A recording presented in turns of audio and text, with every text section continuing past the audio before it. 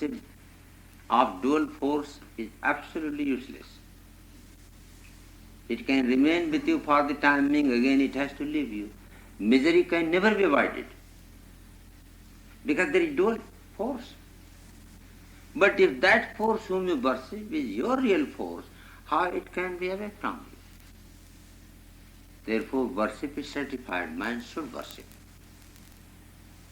The worship of God without anything knowing. No need to know.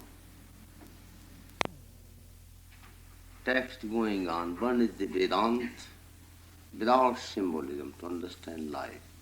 And other is myth. 14 years exilement is very important. 5 motor organ, 5 sensory organ, mind, ego, superego and chitta. It is the problem created by jiva can never be solved. God has to take incarnation human mind. And this is the 14, is the forest. As long as we are living in the state of the 14, we are in the state of confusion. It is the forest. 14 years deportation to God Himself. The day you take the vision of God, it does not mean you are liberated. No. It is the beginning of the fighting, not the end. In our life, there is no beginning of fighting at all, because we are always victim. Our problems making us, any problem be solved by mind. So solution itself is a problem. Like the horse who requested a man to save him, and he ride on his back, he saved him. Then the man himself became a problem. He told, now I need you. See? So where was freedom? A girl wants to come out of parental domination. She is searching a man to marry. Now, later on he declared real marriage. Husband become a problem. See? She wanted freedom. For the sake of freedom, she is searching a husband. Now husband itself is a problem. Now she wants to get rid of him. So go wherever you go, there will be a problem, because the 14 are the cause of confusion. The man who lives life of mind, might be God, make no difference. He has to live life of conspiracy, confusion, hallucination, delusion, make no difference. I have no idea. Life of mind is imitation, a repetition, and competition, confusion. Can we live life beyond the mind? Yes, why not? These are the manifestations. We can live life beyond the mind. What will happen to mind that time? Mind will be a serving force. Mind you cannot destroy, you cannot renounce, it has to be there. The only question is where to keep the horse and where to keep the cart. Behind or in front. When we talk, we think perhaps we will not need mind at all. No, we need mind. Mind is our interpreter in relative universe. It is not other than the self. So this is the Vedanta, direct explanation of truth, which is complicated. To explain that comes a story, very interesting. And that story is, myself I took first Ramayana, you will believe, in my childhood I studied whole Ramayana. And then I threw it out. I said, I don't need. I don't like history. Reading newspaper I don't like because the news are made. They are not truth. My father told to take history and other thing to become war at law. I said, no, I don't want to take the humbug history, fooling myself. I want to take science, to study life, that's all. But by my experience, I began to make a story.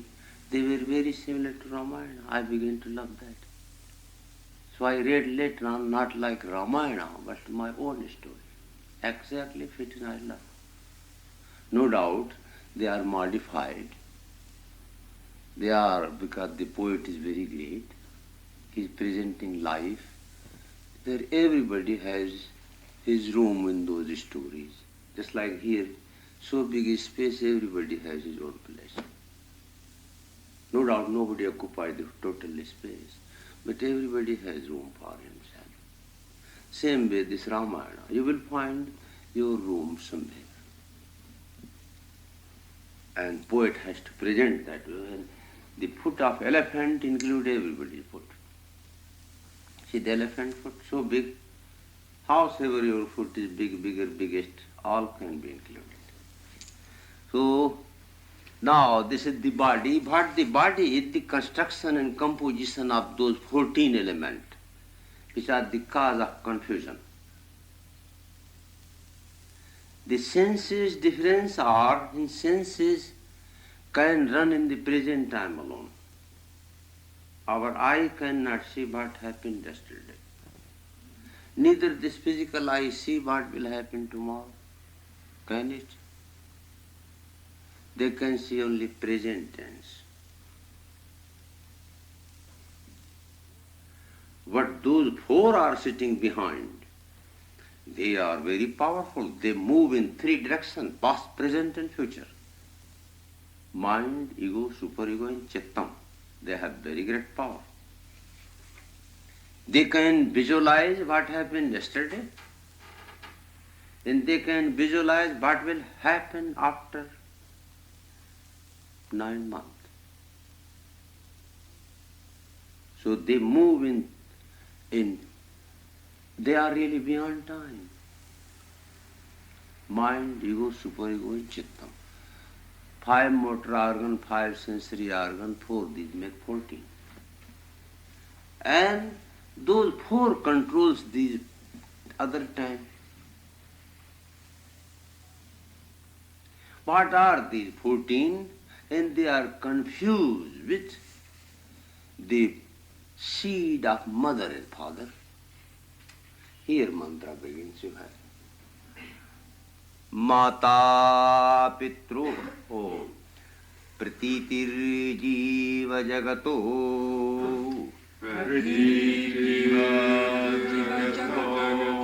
pratitir jiva jagato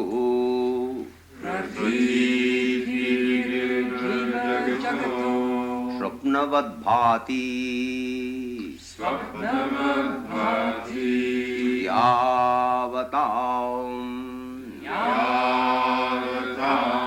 तावन् निरन्तरं विद्वन्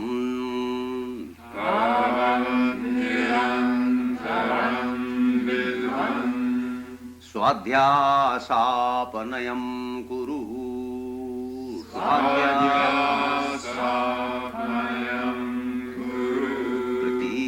प्रतीतिर्जीव जगतो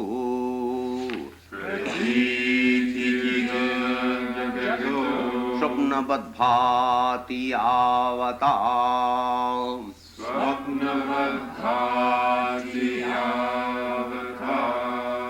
The first is the universe appears to be real.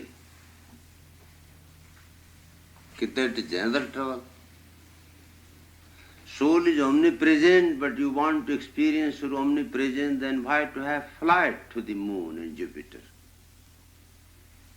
See, soul is called everybody's soul, not soul of Christ and Buddha.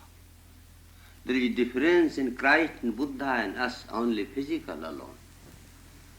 When you reach in the self, there is no difference at all.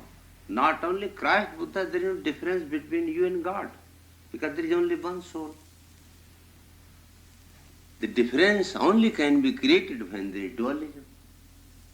So how you can have any difference? You have taken bodily form. Some are male, some are female, some are elephant, some are tiger, some are cockroach.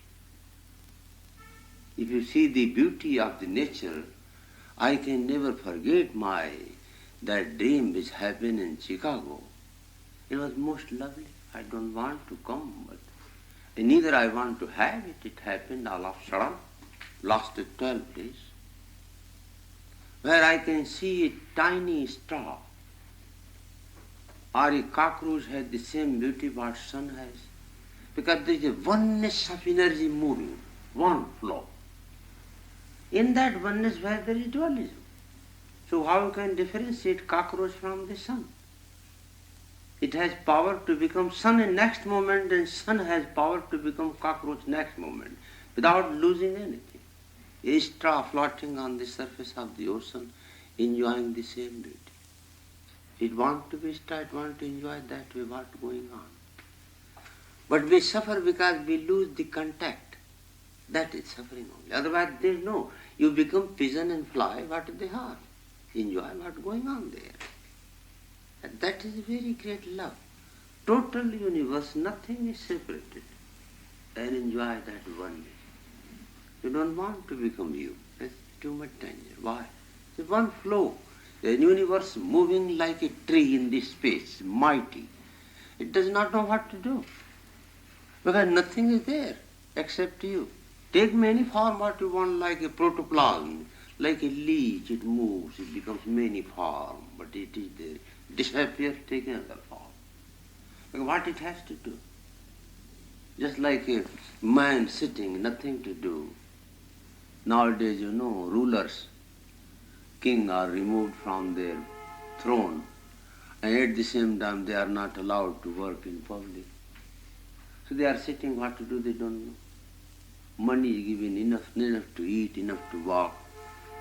So they take some world tour, some movie here and there. And that is position.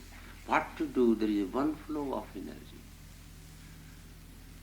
But we are not enjoying that life. We are enjoying the life of misery. There is unhappiness.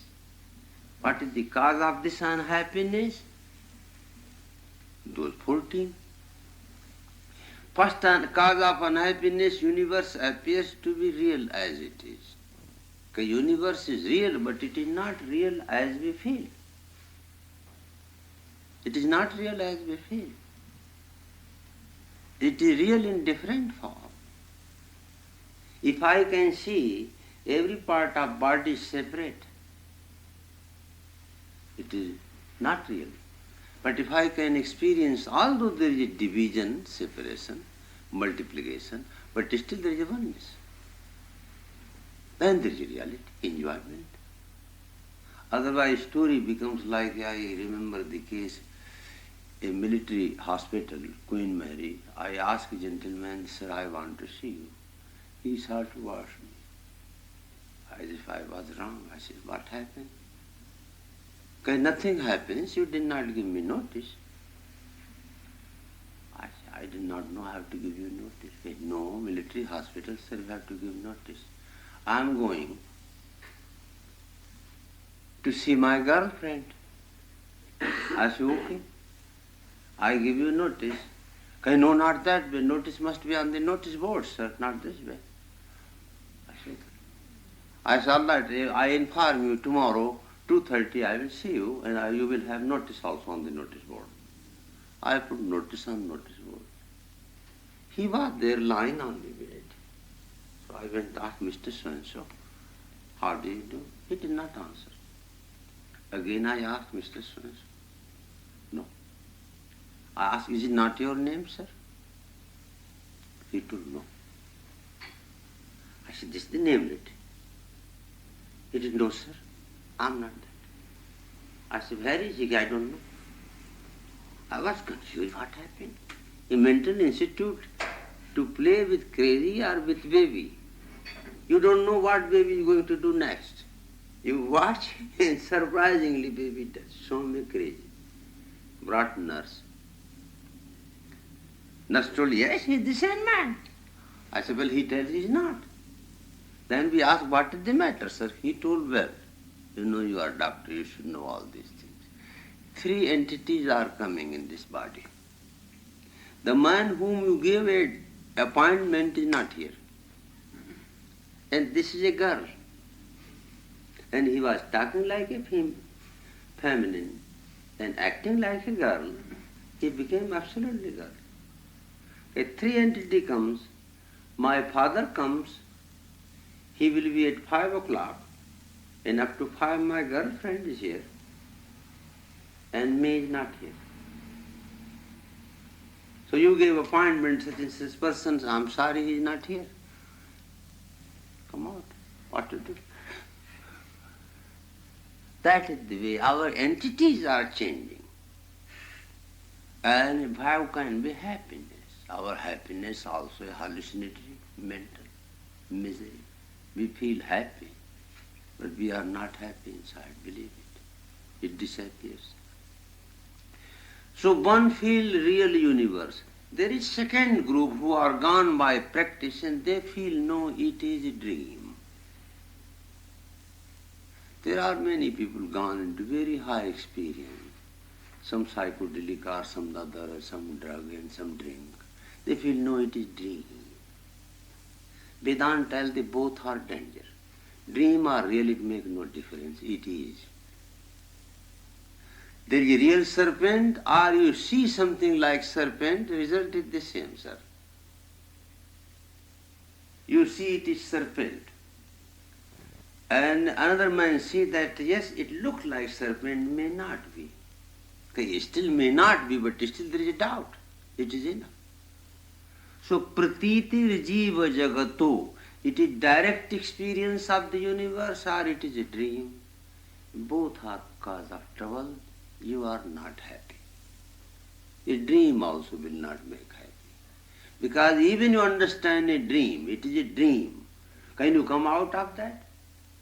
If you cannot come out of that, then the dream also, it is an intellectual understanding, it is a dream.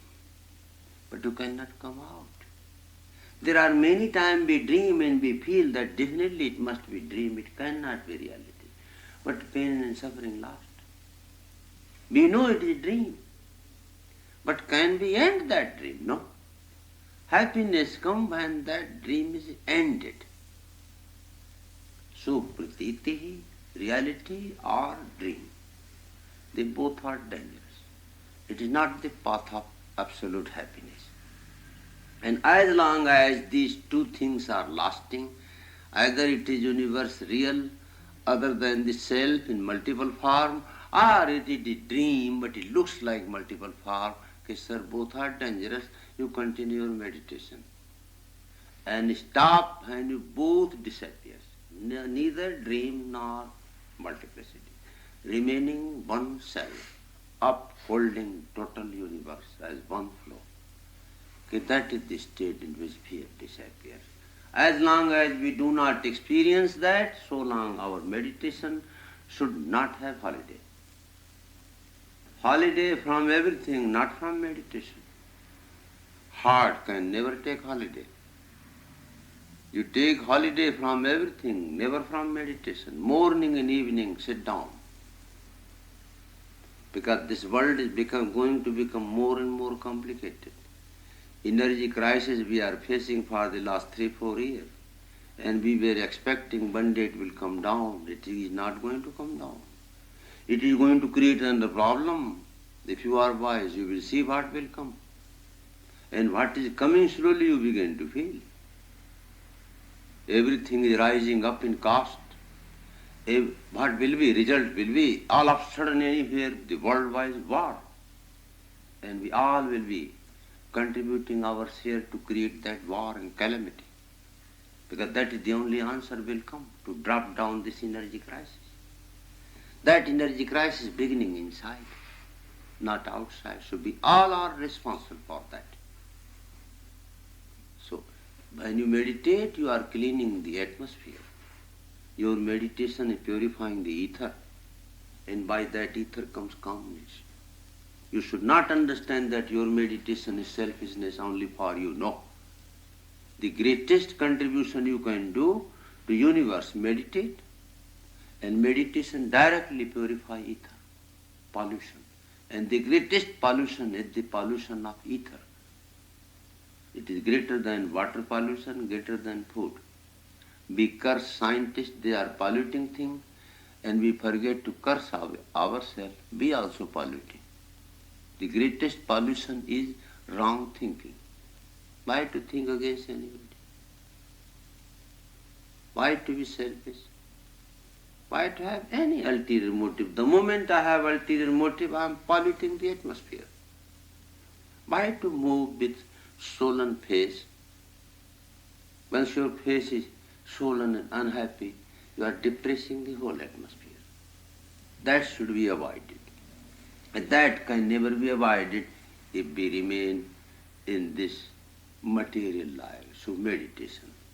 Pratitir jiva jagato pratitir jiva jagato swapnavan bhati avata swapnavan bhati avata tavan nirantaram vidvan tavan nirantaram vidvan swadhyasapanayam kuru swadhyasapanayam kuru. Swadhyas, superimposition of the body over the soul and superimposition of the soul over the body. I am the body and body is the soul. See? Body, when we question who am I, who is questioning? Is body questioning? Why body should question? You sit down on the chair and tell who am I? Chair does not question. Chair even does not know that it is chair. That you know. Does a book of Bible know it is Bible? Never. You know. So what you want to get out of it? You will get what you are, neither less nor more. Therefore man has to experience himself. Yes, please. So long as even a dream-like perception of the universe and souls persists, do away with thy superimposition, O learned man, without the least break. Nidraya lokavartaya Nidraya lokavartaya. Remain sweet together. And if you cannot remain together, it is regarded. Wait, okay? You are very lovely, your voice is lovely. But give company. It is regarded there. Nidraya lokavartaya Nidraya lokavartaya. Thank you very much. Lovely you did. Nidraya lokavartaya Nidraya lokavartaya Shabdaderapi vismrate Shabdaderapi vismrate Kuchinnavasaram dattva Kuchinnavasaram dattva Chintayatmanamaatmani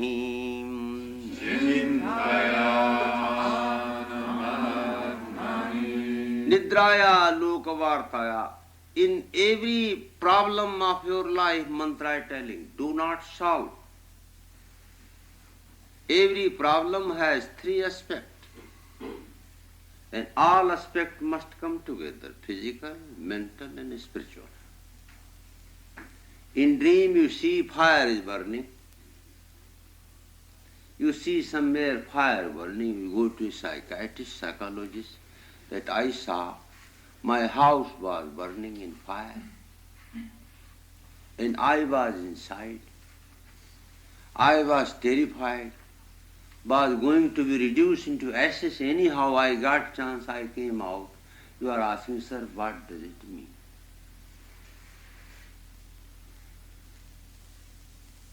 So he gives you answer that you are suppressing your sexual desires.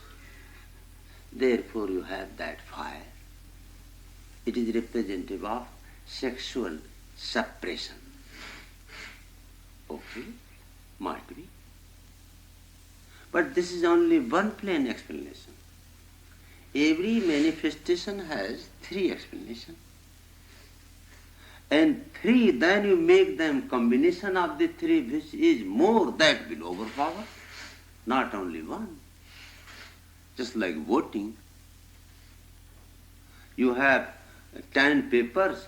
In one paper even you get less mark. And 9 paper you have more mark. Still you will have first class. Why should I have? In one paper you have third class mark. It will make no difference. Other papers you have first class mark, they overpower this tiny paper. So all aspect, what is the physical, what is physical house is burning in fire, and I am there. That is physical, easy. Physically the exact story happening, that must be first. You don't know swimming, you are swimming in the water. What type of water is? Dirty water or clean? It makes difference. So first must be physical, up-to-date and accurate description what it is.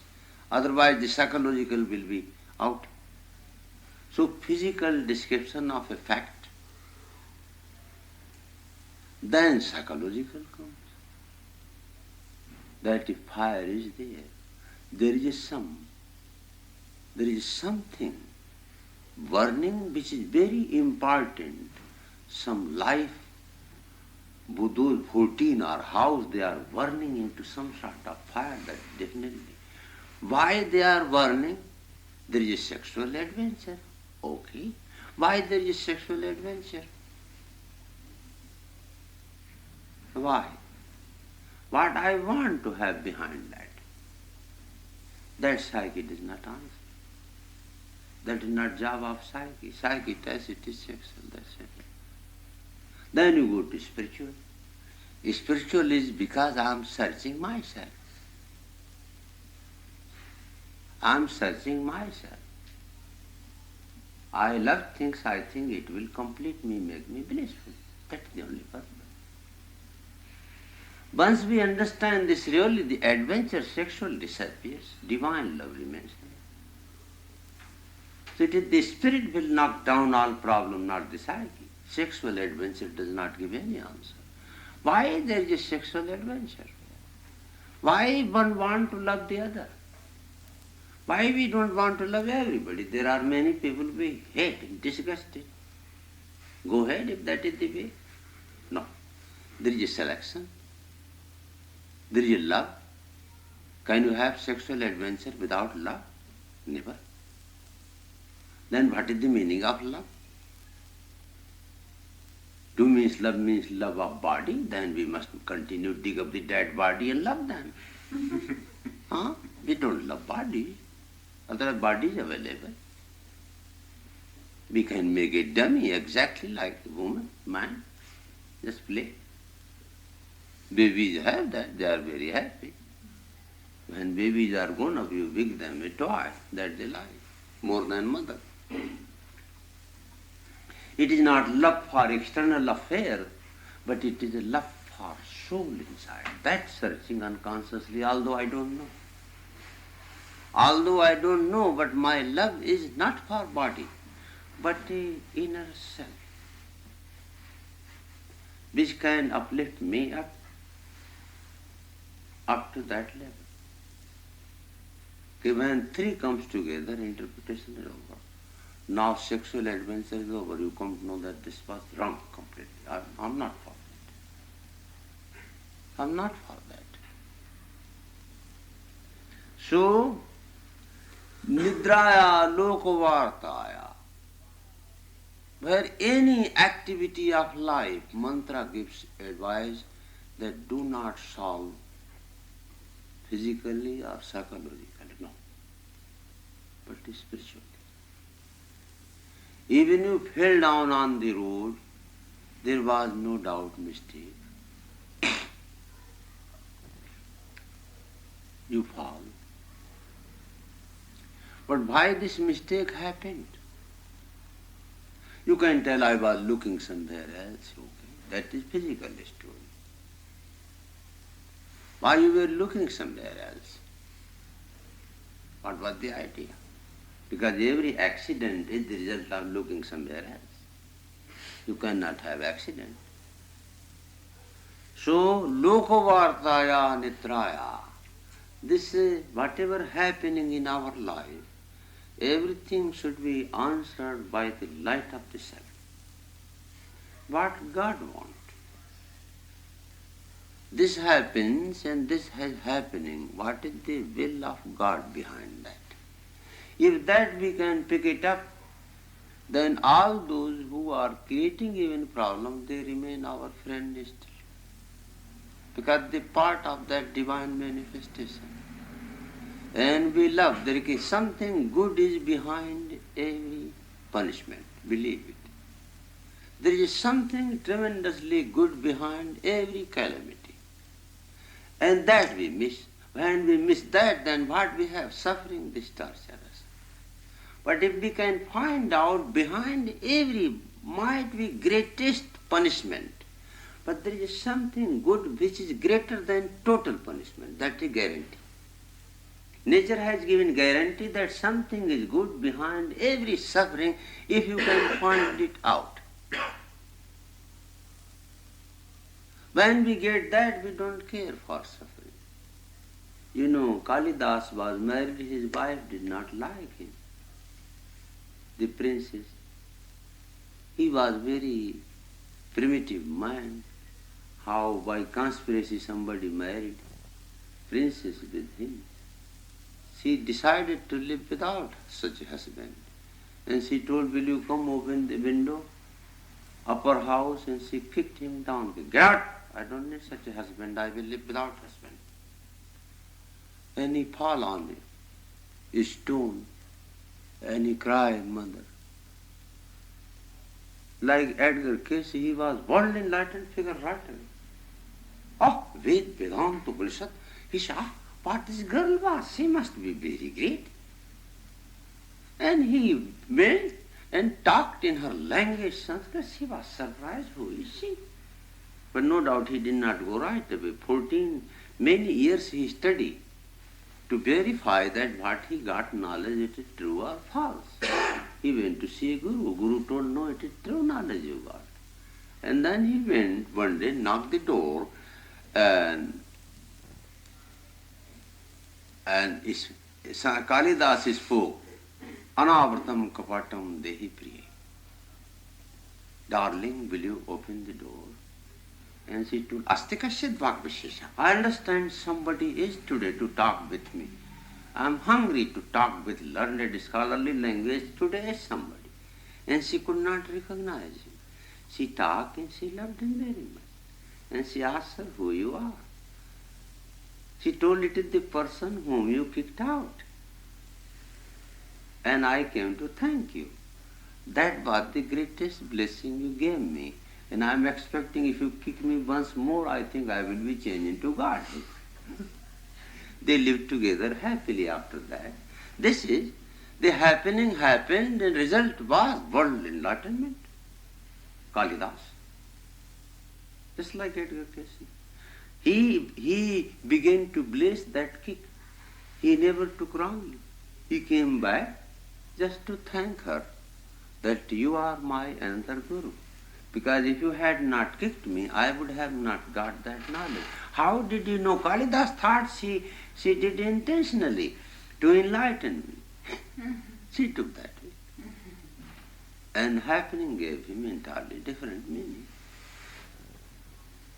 He liked another kick like that. But this time she did not kick. So this is when we understand every feeling from the point of view not psychological, not physical, but finally spiritual. What God means.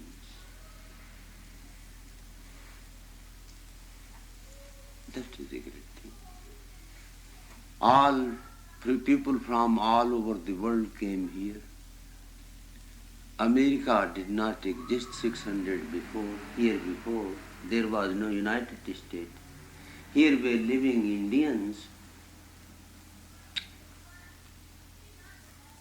People came from all over the world. Indians are not happy by Columbus Day when you observe. For them it is greatest dark day. They don't take part. Because they understand this is what their country taken away. And now you declare discovery. What is the meaning of discovery? They were here before. Now the question is why people came here. Physical story they came. Psychological story, they build country lovely. But what is the now spiritual significance? Because in these continents, people are coming from all over the world. Wherever you live, there is an influence of traditions, custom and system. However are hero, you cannot break down those traditions. Nauseating although they are, but still you cannot. Here man comes to have a free breathing. Although hidden tendencies also coming to attack, which were hidden there, but here free breathing. Therefore you can see there is a much more chance of a spiritual awakening, because there is a freedom. So when we examine every happening, why we move anywhere, why we do, answer life from that point of view, it gives entirely very satisfying me. A lady was to do suicide, because this was her second or third marriage. Every marriage gave him very shocking experience. I will not tell you name. This time she decided just to die. And to ruin total business, very rich lady. Garden and beauty and this and that. And that was the chance. Nature happened something. We were sitting and decided, let us go to the ocean. And somebody told, would you like to see a person? We want to go there. I said, we did there. Met with lady. She told all planning. I said, now I can understand why God brought me here. No more this will happen tomorrow.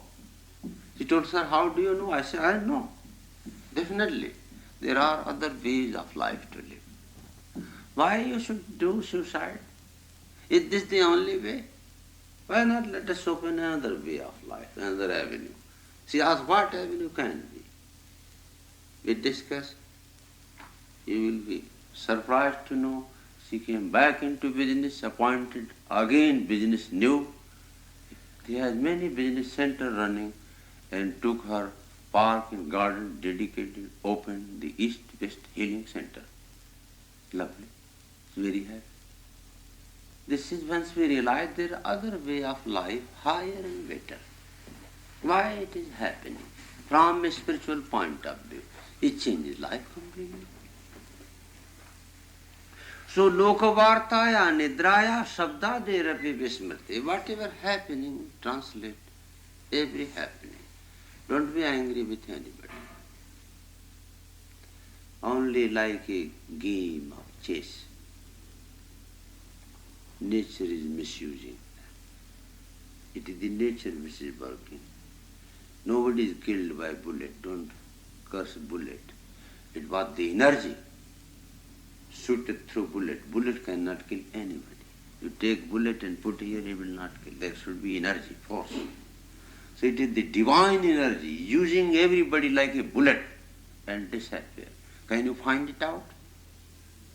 Vedanta tells that every happening happens that way. And translate. And you will experience these bullets continue to hit you till you experience the what that tattvamasi. You are Brahman. There is no differentiation between you and God. Once you experience your true form, all accidents over. That was their purpose. The purpose of suffering, unhappiness, misery. Whenever you are unhappy, always close the door and ask inside. This, sir, what do you mean? I am unhappy. By my unhappiness, what do you mean? You don't need to imagine four-headed God or five-headed. No, ask just. A formless voice is sitting there.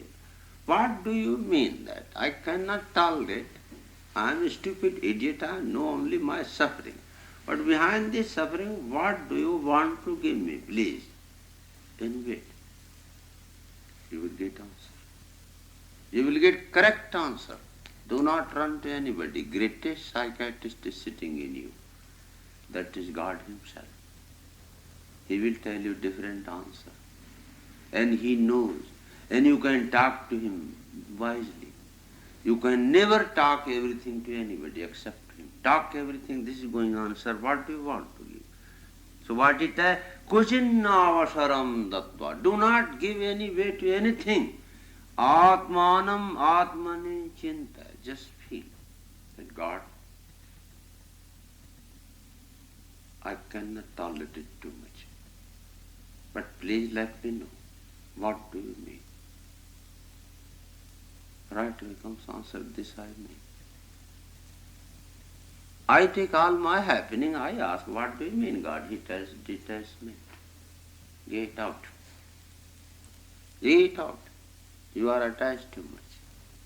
Even attachment, these are my devotees, that is also not good. Detachment. Work, serve, and remain like the sun far away.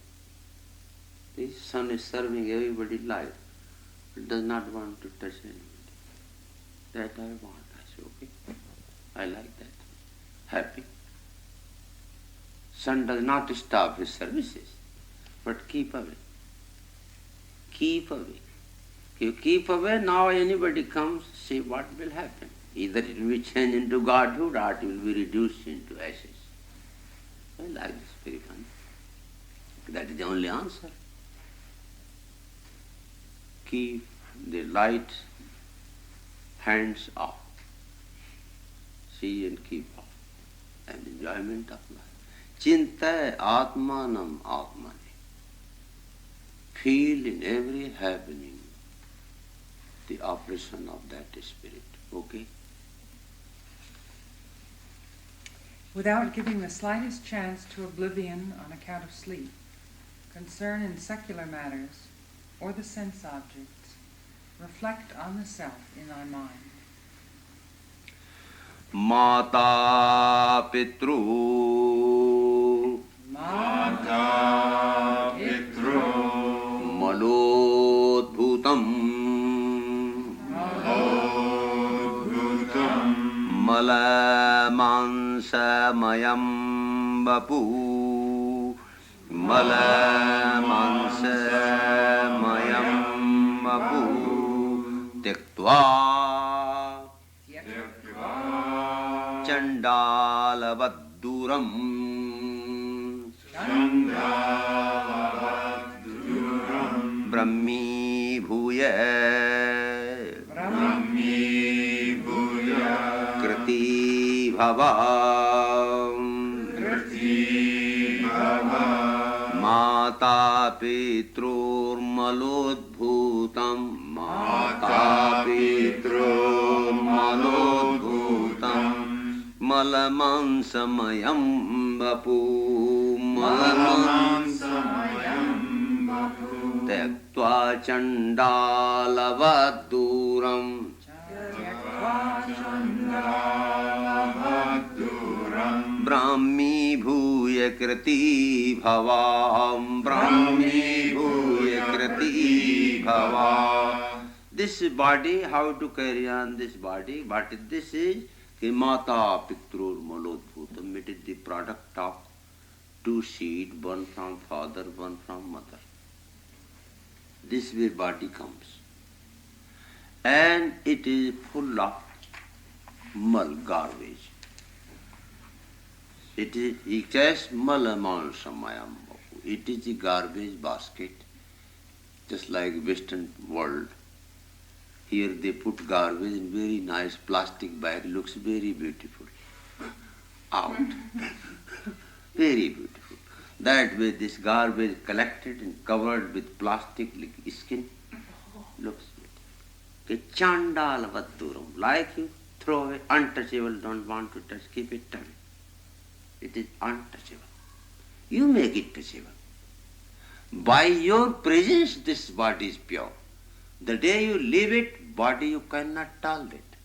Such a smell, offensive odor. Who makes body touchable? You. And you are asking boon from the body. Okay, what a wonder. You make body alive and you asking boon from this body. She need your boon.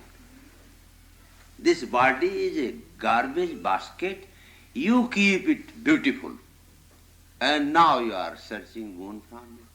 No, boon from yourself, not from body.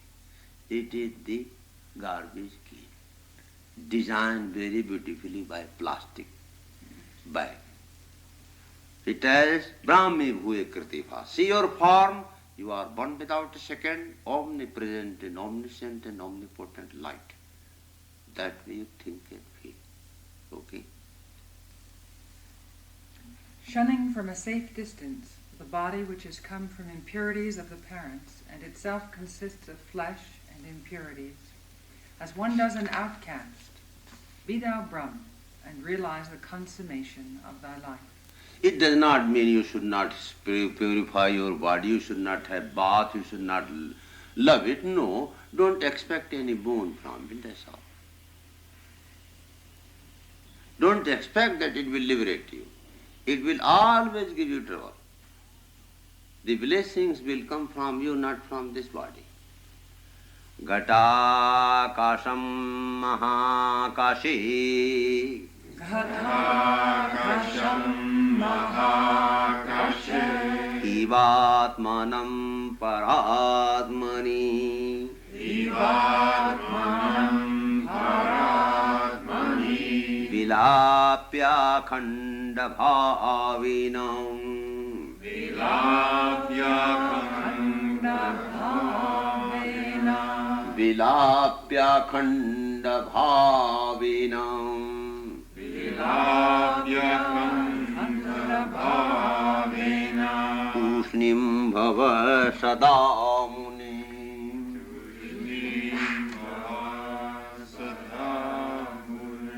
Tushnim bhava sada muni.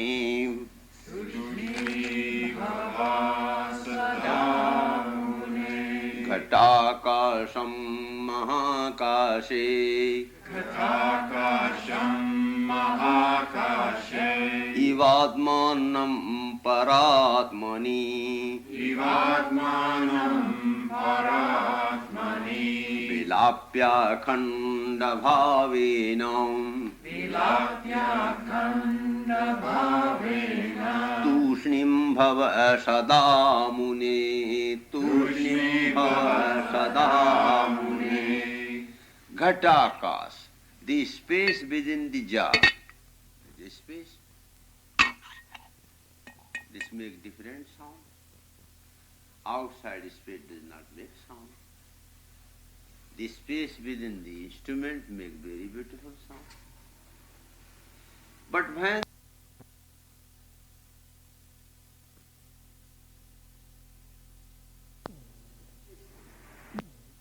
out, was the space within the jar which was giving different sound was really different from the space out?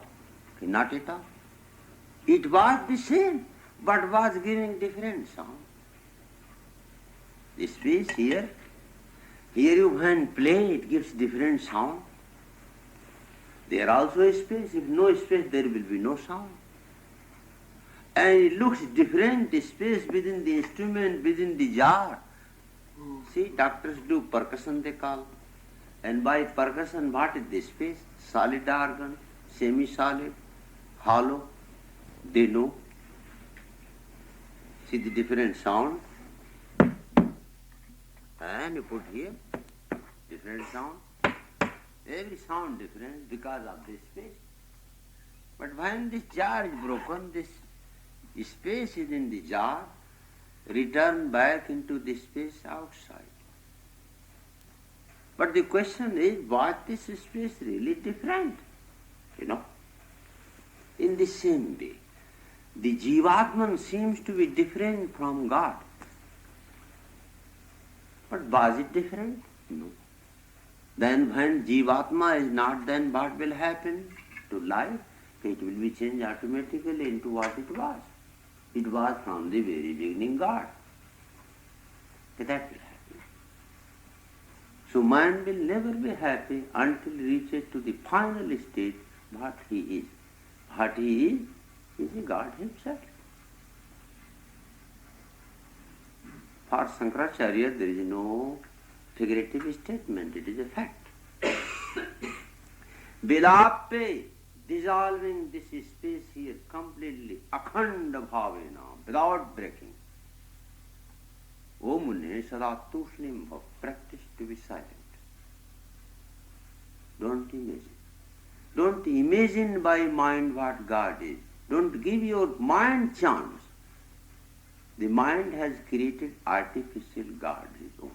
And that God is not going to liberate us. That God needs protection of mind. Mind tired, then you cannot meditate on that God. You don't. No, there is a one God real. This is not known to mind. Mind cannot imagine. Mind can imagine how many arms God had, how many head has. That he can do. And continue to keep blue-black body. Various aspects. Okay, that is the mental God. The reality is keep silent. The moment we have thinking, it is jiva. We stop thinking, then feeling with cosmic flow, it is God. Same mind is playing two roles. Same mind is playing two roles. A gentleman came, Indian, very famous movie made. He came in Western, when he learned life, mini dress and open legs, seeing girl, lipstick, and India have to give long hair cut like a boy. When he saw girl, he was very much enchanted. He was married when he lived Western life. When he went home back, he was very unhappy. His wife had long hair, remaining in very courtesy Purda-like style. He was very much upset, hating his wife. He even did not care to see her what she was. When she long hair, he saw, terrified. But he joined a club. In the club, big city, they have Western style people. His wife came to know why my husband is upset. I was thinking, waiting till now he will come from England and he will love me and I will be with him. Now he disappointed me completely. He does not like me. What to do? I waited for nothing. She find out all weakness. Now she has mini dress. Everything she prepared, she joined club without telling him. So when she come home, she has long hair, in same dress. When she go club, she has mini dress and look the most charming in whole club.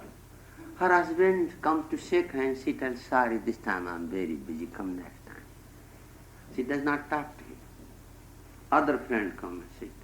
Husband comes again, that dear, I want to tell you hello, all right. I want to talk to you. She told no. Up to 2-3 weeks, my all appointments are filled up. I cannot see. In home, she want to talk to him. He cannot. He does not want to talk to him. In club, he want to talk her. She does not want. One day she gave appointment out. Asked her, what is your name? He told so and so. He told he is unmarried. He went to England, he has such and such degree, diploma. She told, yes, so I think you are searching a girl for marriage. I am sorry, I am not. I am married. I cannot be your wife, see somebody else. In whom she put again dress, and she want to see husband, he want to kick her out. And one day she told that, sir, I heard that you are trying to search a girl for marriage, and you are telling outside you are unmarried. He sure God, thank God, I never talk like that. See, he told same thing, he is unmarried to his wife, and now he is denying. No, I never talk like that. One day he came to know that it is the same girl. He was shocked. He fell down at her feet. If I have to search you there, then why I should not search you here? That's the end of movie. That if I have to search your friendship there, then why I should not love friendship here? Because this is the same girl. Take too far, just to play with. Everything over. So this is exactly like The same God playing two roles. Here become our wishes and desires. And meditation, she is completely naked, meaningless. We like that here, there, not here. Once we find out this is the same force, no two. Energy is the same. It is a great joke going on in life. So Ghata Akasham Mahakashe, this Jivatman is transformed into Paramatma. We know that we can live without body happily. We don't know, can we live without body? Really speaking, we always live without body. The day we live with body, we have pain. The moment we have pain, that time we live with body, otherwise we don't have idea of body and we live happily without body. Can we live without body? And the moment you learn to live without body, that will be your cosmic form, not ordinary. To live without body means to live through anybody's body. Through anybody's body. You do not need even to go through birth and death. There is a power of projection that you can be in anybody's heart. Vibrant. No need to go through that birth. And that power exists. Many great powers are of meditation. You can live in any person without body. My teacher did not sleep for 50 years. One day I came, I took leave. I said, I will be with him. He did not sleep. But I got sleep there. So he told me, what is your purpose to be here? I said, purpose is just to be with you to find out how to live without sleep. I heard you don't sleep. Are you okay? I fall into sleep. So I began to walk. Sleep disappeared. But then came again sleep. One day, 2 days, 3 days, and now time came I could not control. Even I am standing, I could sleep. I asked him, will you please help me? He said, okay. No sleep now. And sleep disappeared. He will not sleep. He will not sleep. But after 12 days, he told, now you go back. You are working in college. And you have to use your mind. The moment you use your mind, there are good and bad. Just like you have good dress, you work in charcoal business, it has to be black. So you cannot stop that, you must sleep. The day will come, you can remain 24 hours in that garment state, you don't need to sleep. This time you need, don't disturb your chemical balance. Your body is nothing but vibration of chemicals. You cannot neglect. The whole life is nothing but vibration of chemicals. And chemicals should not be out of balance. And he was right, I realized that life is chemical vibration. Ghatakasham mahakashe Ghatakasham mahakashe Ivatmanam paratmani Ivatmanam paratmani Vilapya khanda bhavena Vilapya khanda bhavena Tushnim bhava sada mune Tushni bhava sada mune Tushnim bhava sada mune Tushni bhava sada mune Tushnim bhava sada mune Tushnim bhava sada mune O mune sada tushnim bhava. Keep quiet. That's the advice. Mune sada tushnim bhava. Please keep quiet. Anything comes, just keep quiet.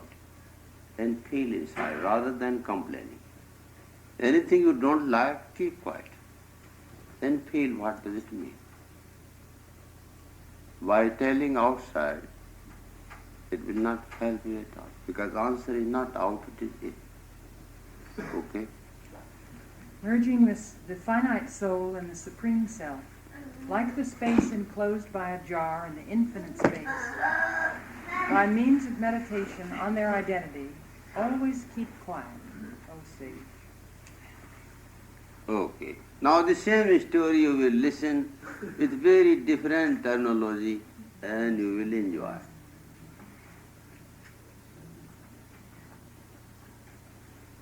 Now he is learning Valmiki style meditation.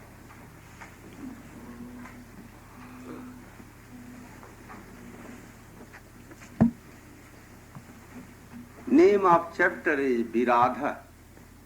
Viradha is a demon who has no head, no neck, but only chest and the stomach. Eyes are here. His eyes are here. He has no head. And he has boon from God that it can never be killed by any weapon. Now find out what is that demon in us. There is a Viradha, that story, same Vedanta, true story. That there is a demon who has very great power, can swallow anything. But if you cut by weapon, atom bomb, anything, it cannot destroy. And it is disturbing the whole forest and trying to eat up every Muni and Rishi and sage. Okay. Not far from Chitrakuta was an outpost of the Rakshasas called Janasthana, in charge of a famous warrior named Kara, who was a brother of Ravana. And from this station, fierce Rakshasas ranged the forest round, molesting the rishis in their isolated ashrams. They made life so insecure that the rishis abandoned their hermitages in the Chitrakuta region in spite of all that Ram could do to dissuade them. After Bharat's departure, Ram was not quite happy in Chitrakuta. The face of his beloved brother tearful with disappointment, and the sad, drooping form of his widowed mother were ever before his mind's eye. And now that the going away of the rishis had deprived him of even their companionship, the lonely hut was so full of sad memories that he made up his mind to seek some other resting place in the Dandaka forest. Even with such a man godly, the memory of place sometimes are very intolerable. It is better to change, to live somewhere else.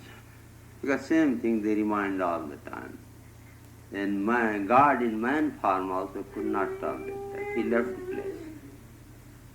So they left Chitrakuta and proceeded to the hermitage of Atri, a rishi who knew the country, to seek his advice as to where they might establish themselves.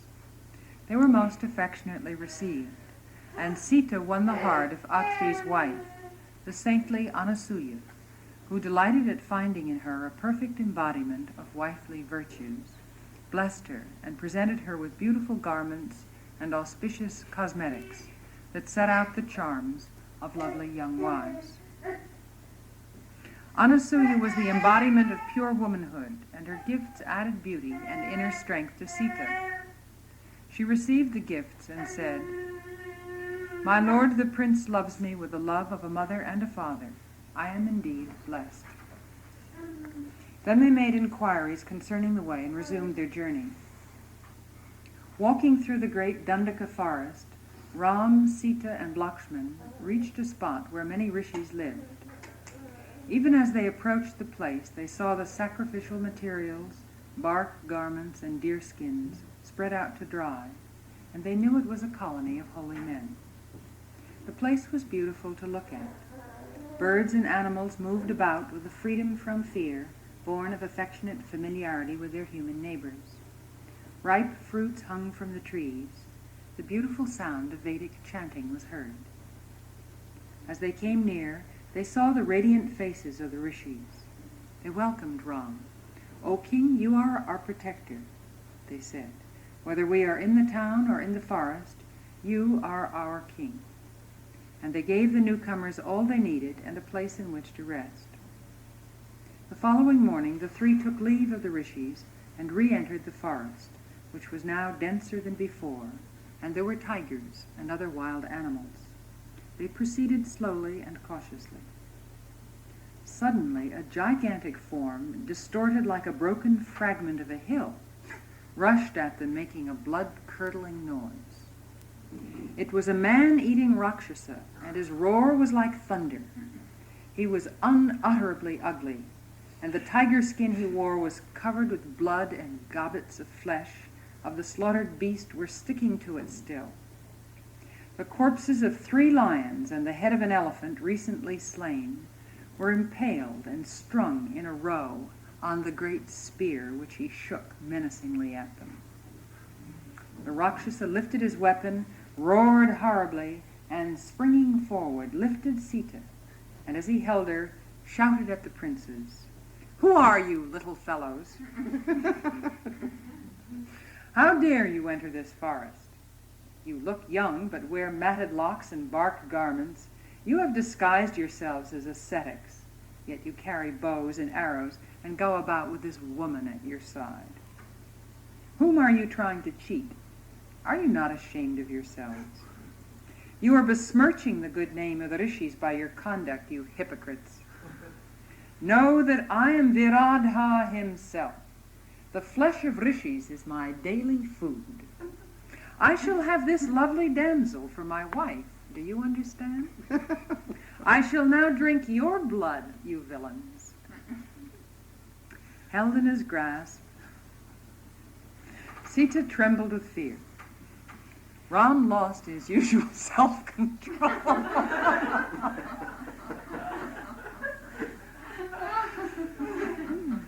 and said, "Lakshman, this is unbearable."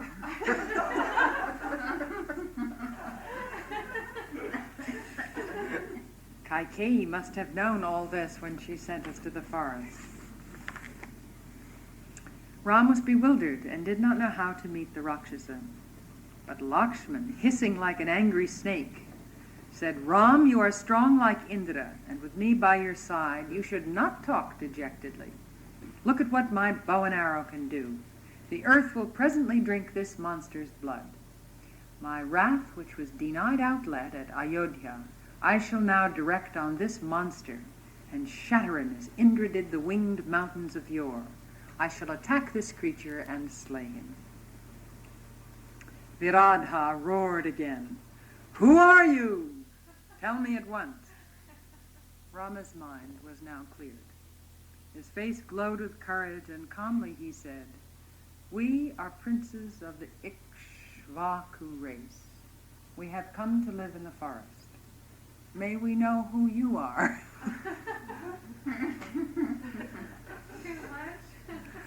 The Rakshasa answered, "And so, you are the sons of Dasharatha, are you? My father's name is Jaya, and I am known among Rakshasas as Viradha. You puny Kshatriyas, carrying arms, what can you and your ridiculous weapons do to me? I have secured a boon from Brahma, that no weapon can hurt me. Leave this girl here, and run away if you wish to save your lives." They were interested in girls too much, not in Rama. Ram's eyes grew red with anger. "It is time for you to go to Yama," he said, and bent his bow and shot a sharp arrow at the monster. It pierced his body and emerged red with blood, glistening like fire, and fell on the earth beyond. But the Rakshasa was not killed. Enraged by the pain, he placed Sita on the ground, and lifting his spear and opening his mouth wide, rushed towards Ram and Lakshman. The princes sent a shower of arrows at him. The arrows stuck so thick on his body that he bristled all over like a gigantic porcupine. The Rakshasa, however, laughed and shook his limbs, and down fell all the darts. He straightened himself and lifted his spear again. Ram and Lakshmana, with 2 arrows, broke the spear and rushed at him sword in hand. But he lifted them both up with his hands and put them on his shoulders and strode off into the forest. Sita saw them disappear in the darkness of the jungle and wept aloud. Ram and Lakshman, seated one on each shoulder, knowing that weapons could not kill him, wrenched off his arms and threw them down. They then attacked him with their hands and feet. Still, they could not kill him on account of Brahma's boon. But the agony of his wounds was so great that he howled with it. Unfortunately for him, he had asked for immunity from slaughter, but not from pain. The brothers threw down the exhausted monster, and Ram planted his foot on his neck to prevent him from rising. The touch of Ram's feet cleared the mist in which the curse incurred in a previous birth had shrouded his understanding. And in the sudden light of recollection, he joined his hands and said humbly, "Your feet have touched me, Lord, and my eyes are opened. I have realized who you are. I am under a curse, but you can save me. I am not a Rakshasa by birth, but a Gandharva. The boon I secured prevents my liberation. If you could somehow kill me, I shall recover my original form and go to heaven." Accordingly, Ram and Lakshman smashed him without weapons and buried him in a pit they dug in the earth, and the Rakshasa returned to the world of Gandharvas. He was a heavenly musician. In heaven there are musician and dancer called Gandharva. He was musician, but he became demon by curse. And the princes went back to the place where Sita stood terrified and told her all that had happened. They proceeded to the ashram of Sarabanga. Indra was there with other gods, talking to the rishi. Knowing that Ram had arrived, he cut short his talk and went away. Then Ram, with his brother and wife, approached the rishi and humbly saluted him. The old ascetic said, "It is for you that I have been waiting. It is time for me to leave the body, but my wish was to see you first, and so I have been waiting. Now my desire is fulfilled. I pass on to you all the merit of my penances." Ram answered, "My lord, should I not earn my own merit? How can I receive what you have earned? I have renounced everything to live in the forest. Advise me where I can best find an abode in the forest, and send me forth with your blessing." The rishi knew the secret of Ram's avatar and told him, "Learn from the sage Sutikshana where in the forest you should dwell." Then Sarabanga kindled a fire and entered it. The gross body perished in the flames, and a youthful ethereal form rose from the pyre and floated up to heavens.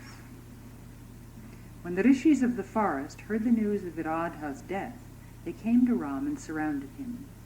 "It is our good fortune, O king," they said, "that you have come to dwell in this region.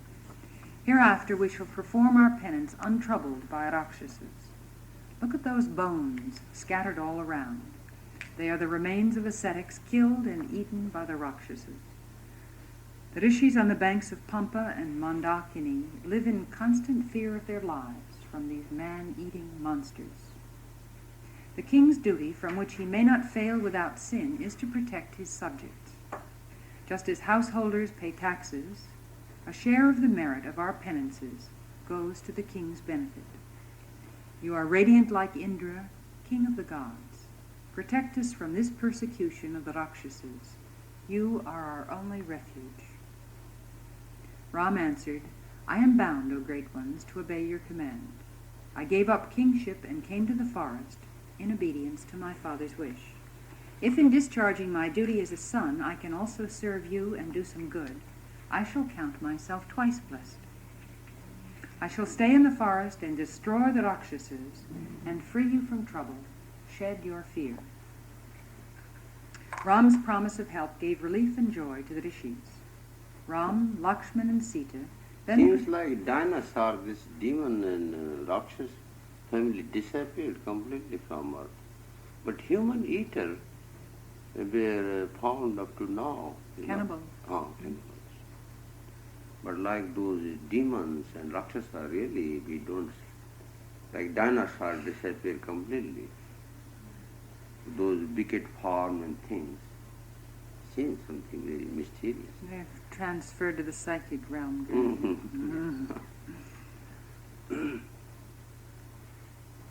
No doubt psychologically they still exist within us. They are not gone. Their bodies are gone, their spirit demons left in us. So we have to face the challenge. They came to a big hill surrounded by a thick forest, which they entered. There they saw bark garments drying in the sun, and a little later came upon the old rishi himself. Saluting him, the prince said, "My name is Ram. O holy sage, I have come to have darshan of you. I pray for your blessing." The sage rose and embraced him. "Welcome, defender of Dharma. My ashram is lit up by your presence. It is now yours. When I heard that you had left Ayodhya and taken up your abode at Chitrakuta, I knew you would come here, and have lived in hopes of seeing you. Else I would long ago have given up this body. The merit I have accumulated I now pass on to you. Take it for yourself, the brother and the princess." The sage's face was bright with the light of long, holy life. It was the custom of the rishis thus to offer their acquired merit to those who came as their guests. From Rama's answer, we can see how such courtesies were to be received. "O sage, I must earn merit by my own good deeds. With your blessing, I still hope to do so. I wish to dwell in the forest. The sage Sarabhanga directed me here to receive your blessing and seek your instructions as to where I could build a home for the rest of my stay in the forest."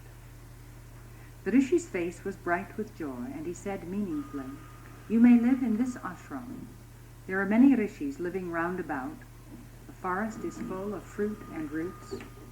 But evil beasts are abroad, molesting the rishis and obstructing their penance. The sages are unable to bear this trouble. But for this, the place is good." The prince understood what the sage meant to convey. He bent and strung his bow and said, "Holy sage, I shall destroy these evildoers. My bow is strong and sharp are my arrows. It is not proper that we should dwell in this ashram. It may interrupt your penance. We shall find a place for ourselves in the neighborhood. Permit us to do so." That night they stayed in the sage's ashram as his guests. The following morning the three got up and bathed in the cool water, fragrant with flowers, lit the sacrificial fire, performed their worship, and touched the feet of the sage. "By your grace we spent a good night. We desire to see the other rishis in the region and receive their blessings.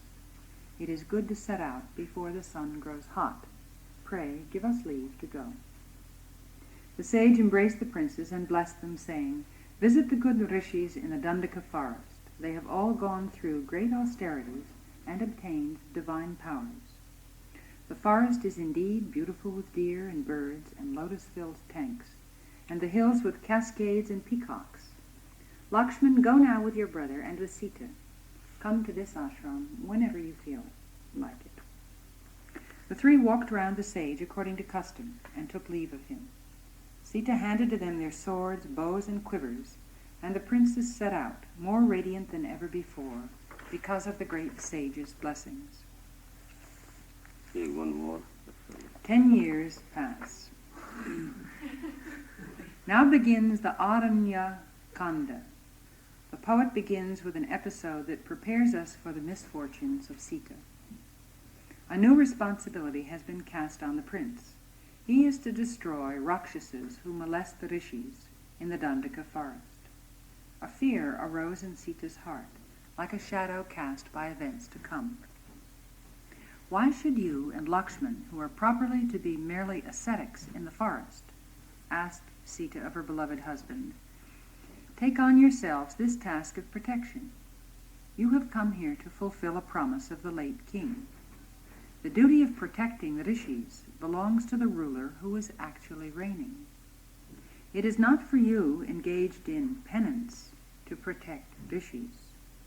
To kill anyone except in self-defense is opposed to the vows of ascetic life. But you have rashly promised protection to the rishis. I wonder where this will lead us." Thus Sita argued in soft and affectionate words, while they were going from sage Sutikshana's ashram towards some other ashram in the Dandaka forest. "Bear with me, my lord," she said, "for seeming to counsel you. I speak but as a weak woman, out of my infinite love for you. You know what dharma is. But men, it is said, are driven by desire into 3 kinds of sin: falsehood, lust, and violence. Falsehood is unthinkable in one who, for truth's sake, has renounced a kingdom and is here in the forest. And as for lust, do I not know that you will not allow even the thought of another woman to enter your mind? But I am afraid of the 3rd kind of sin. Should we kill one who does not attack us? Whether it is a Rakshasa or anyone else, why should we kill anyone who leaves us alone? You were in a hurry, I feel, to give your word to the rishis. To destroy the wicked is no doubt the duty of a kshatriya. But can that duty still cling to you when you have renounced the privileges that go with it and elected the life of a recluse in the forest? The duties of kingship go with actual status.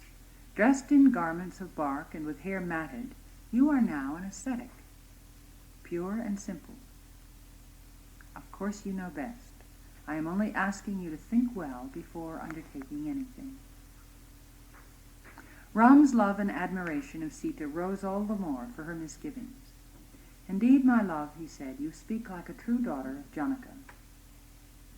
But Sita, did not you once say yourself that the weapons borne by kshatriyas are for protecting others? When helpless people suffer persecution, how could a kshatriya sit still? When we came here, the sages complained of their sufferings and entreated our protection.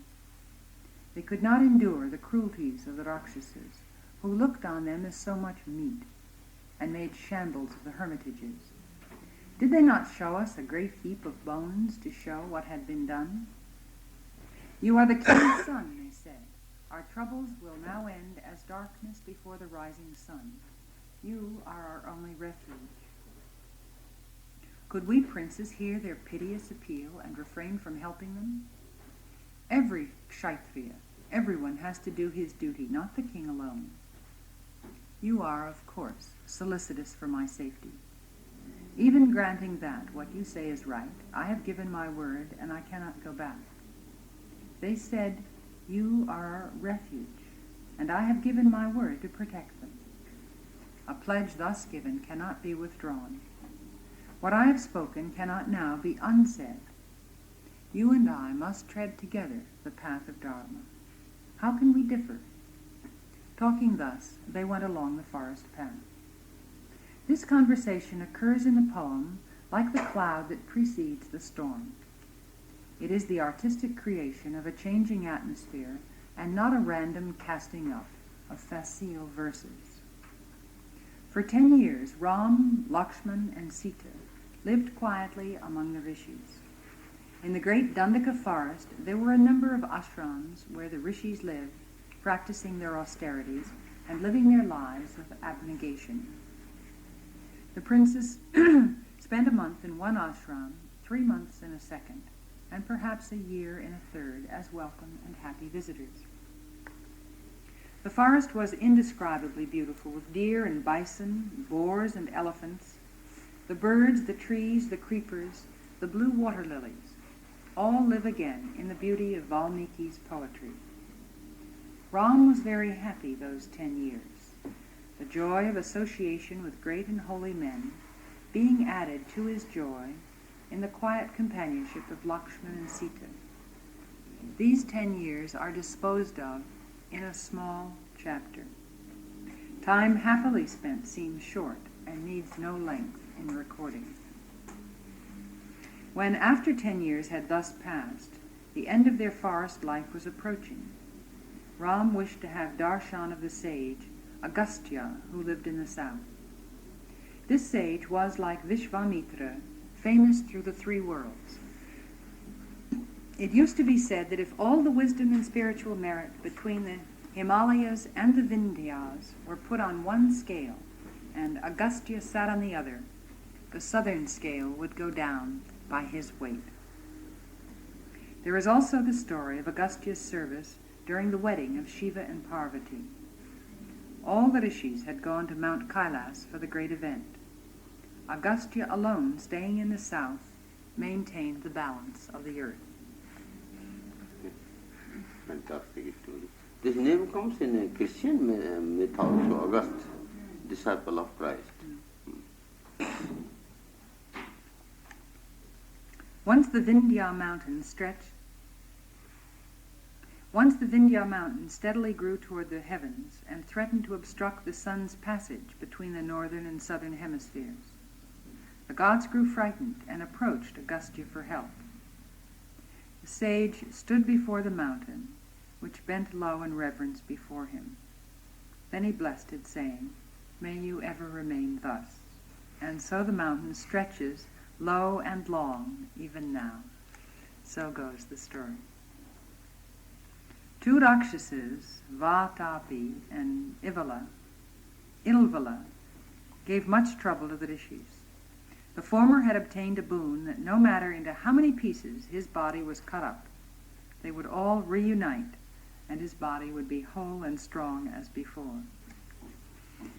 Ilvala, disguised as a Brahman, would go to the ashram of one rishi after another and say, "O learned one, go over to my humble home and oblige me by accepting the consecrated food prepared for my mains."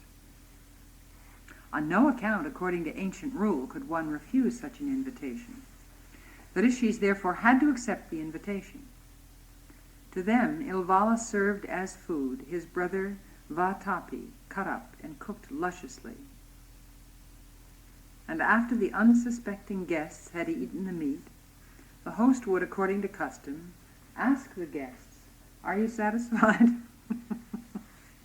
He has boon, he cuts his brother, make meat and feed rishis, and then he call his brother back. When he come out of your stomach, the guest is dead, his brother is alive, then they both eat guest. That was his way to kill others. Very mystical story. You have to see something very serious. It's happening in our society. We invite, we feed them, then those who feed they are dead, and we eat them up later on. All under friendship. We feed and then we kill our friends. You can see. It's a very mythical and very powerfully mystical story. You continue, here you see, you feed cows and then you kill them. This is still on animal level, social level, same going on. We feed and feed and feed. Ultimately, the man who eats is killed, and that we eat them later on. But this is given a story in a form which you can enjoy more. Atapi, Vatapi. Two demon brother. Atapi, Vatapi. He has given Ilvala changing name. Next. He would ask the guests, "Are you satisfied?" The answer would be, "Yes, we are content." And then Ilvala would shout, "Vatapi, come out!" And at the call of Ilvala, Vatapi, reunited into life, would come out tearing the bowels of the guests. Many rishis had to die in this way. One day Ilvala tried to play this trick on Agastya. As usual, Vatapi entered Agastya's entrails as meat. Agastya, of course, knew this, but he was a devotee of Ganapati and had obtained the power. Ganapati means Ganesha. Had obtained the power to digest the Rakshasa. "Are you satisfied?" asked Ilvala. "Yes, I am satisfied," answered Agastya. Ilvala shouted, "Vatapi, come out!" Agastya, laughing, said, "Vatapi has been digested, my host."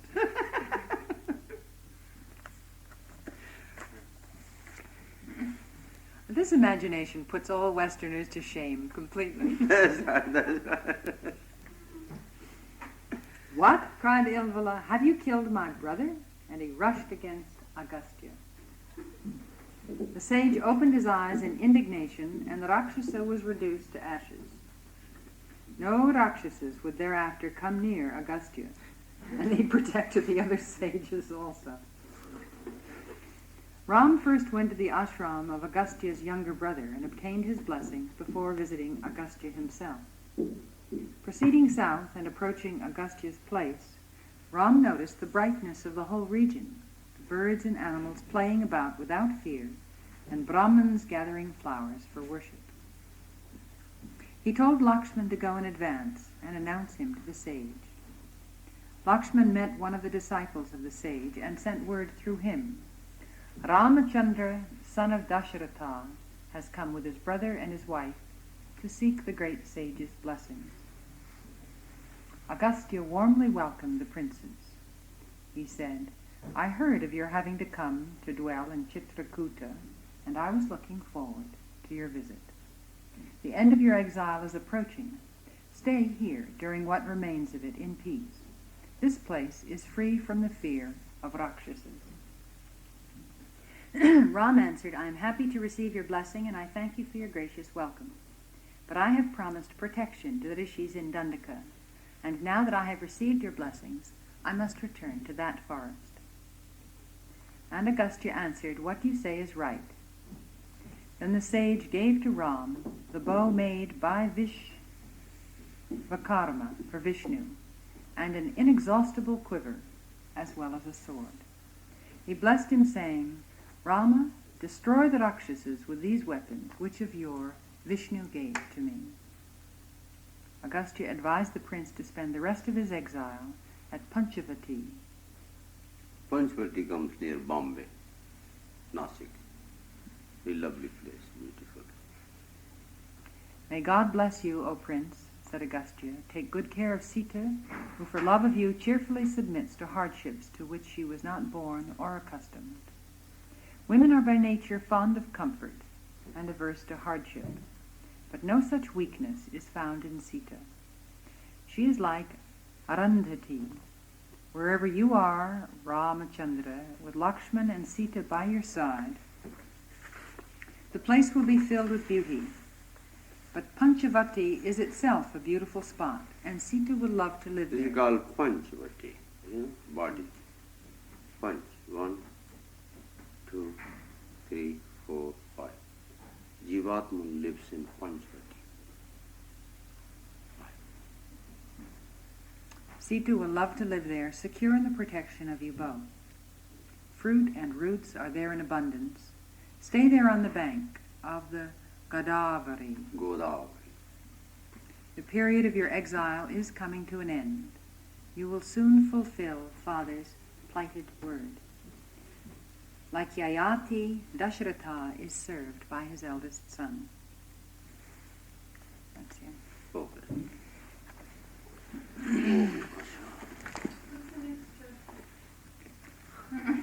The Surpanaka episode. Oh, that's a very new topic, new politics. That will be the beginning of the end. So,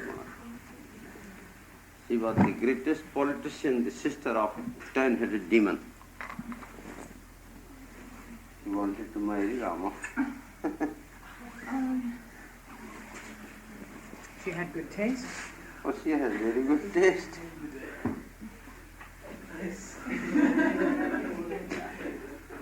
The love of